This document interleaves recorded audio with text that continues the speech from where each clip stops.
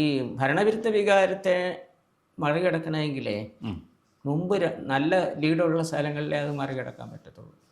അതായത് ഒരു കുറഞ്ഞ പക്ഷം ഒരു 10-20,000 25,000 വോട്ടിന്റെ ഒക്കെ ഉള്ളവർ പിന്നെയും ജയിക്കും. അല്ലാത്തവർക്ക് ജയിക്കാൻ ഈ ചെറിയ 5,000-10,000 വോട്ടിന് താഴെ ഭൂരിപക്ഷം ചിലര് ഈ ജനങ്ങൾക്കിടയിൽ നല്ല മതിപ്പുള്ളവരാണ് ജയിക്കും കേട്ടോ. അതിപ്പോ കഴിഞ്ഞ തവണ LDF തരംഗത്തിൽ CR മഹേഷ് ജയിച്ചില്ലേ, കരുനാഗപ്പള്ളി. അങ്ങനെയൊക്കെ ചിലർ ജയിക്കുന്നതാണ്. വലിയ തരംഗമല്ലേ ഈ കരുനാഗപ്പള്ളിയിലെ കഴിഞ്ഞ 35 കൊല്ലത്തിനിടയ്ക്ക് ഇതുവരെ UDF ജയിച്ചിട്ടുമില്ല.